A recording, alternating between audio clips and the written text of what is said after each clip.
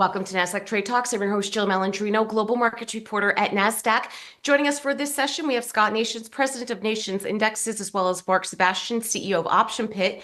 We're here to discuss the biggest risks that we think are in the market right now. It is great to see the both of you. Welcome back to Trade Talks. And Mark, now that the euphoria post-election has somewhat settled down a bit, we saw the immediate reaction, how the markets digested it, removing that big piece of uncertainty.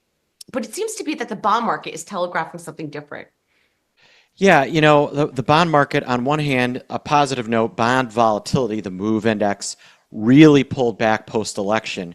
But we've seen the bond market itself sell off pretty significantly. The 10-year note yield getting near 4.5%, kind of right below there. And that level has been a level when we get above 4.5% that markets have started to really start to shake a little bit. And the bond market trading so close to that yield level, that's really where the market could run into some problems, right? Option markets have kind of taken over the stock market. So you could argue that stocks are now the tail, the option market is the dog, but the bond market will always be the dog owner holding that leash, walking the dog. And if the bond market starts to have some real problems, it will gravitate through to the stock market. And Scott, let's drill down into that more deeply. What is the significance of the bond yield there? And then do you agree with Mark's assessment? And if these risks are in the market and it's not being reflected elsewhere, what do you think some of those underlying currents can be? I think Mark is absolutely right. The bond market is calling the tune right now. If the 10-year yield was to get back to that 475 level, that is the 52-week high, that would really be worrisome. And Jill, we have to remember that last month, Goldman Sachs expressed very modest, very modest opinion or expectations for the stock market for the next 10 years. They said that they expect 3% a year for each of the next 10 years. Why would anyone invest in equities if that's the case, and if you can get half again as much return by investing in the 10-year? So it's all wrapped up in the bond market as far as the equity market is concerned. And I think that we're going to start to see some of the most speculative names in the equity market really have a tough time because, again, if bond yields are relatively high, then you're not going to feel good about speculating.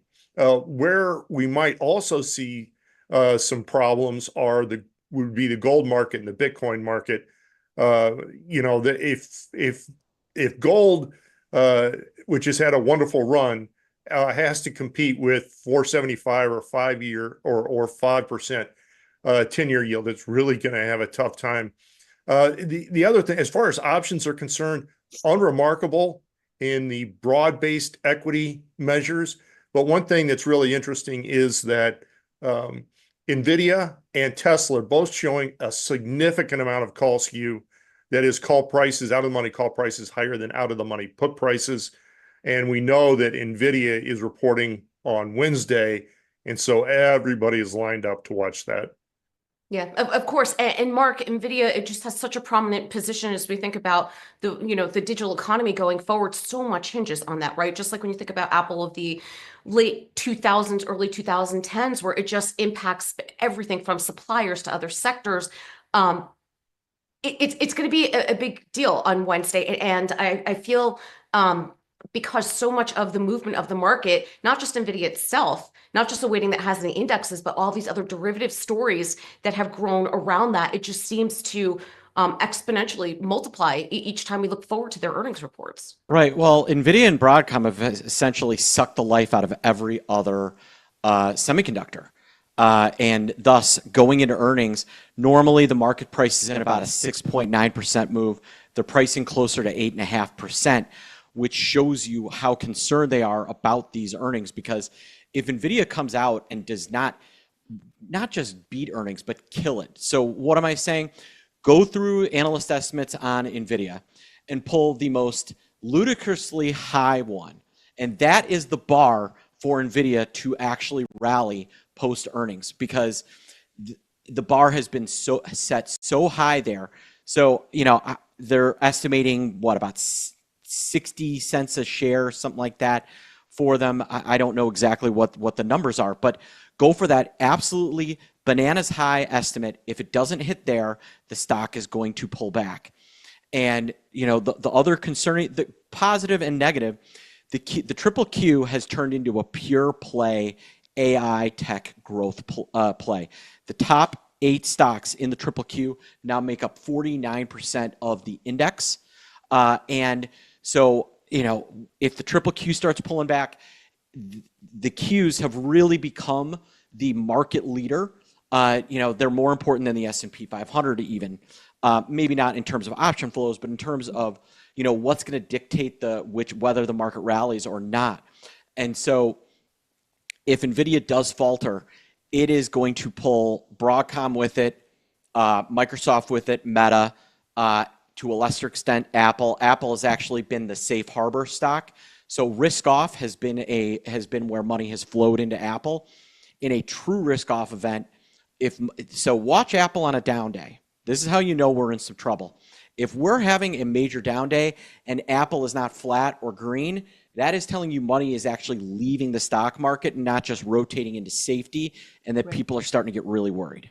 Yeah. And Scott, I would imagine some of the undercurrents that we're seeing from a more macro perspective is, and I don't think it's specific to just the new Trump administration coming in, but any administration trying to figure out what policies are going to look like and so forth. But we've seen, you know, with Doge, you know, becoming part of the conversation now, the healthcare sector, how that took a hit when you think about how regulatory regimes could change. I think, you know, until we get through the first 100 days, right, and then see how this actually plays out, I wonder if the bond market is indicating that it's not ready to call the direction yet. Does that make any sense when you think about some of the underlying currents here?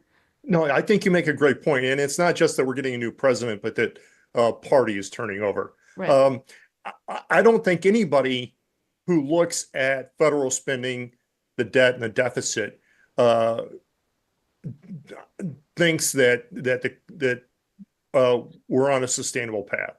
And so cutting the deficit is a wonderful goal, but there's no way mathematically or politically to cut $2 trillion a year out of the federal budget. It's simply impossible.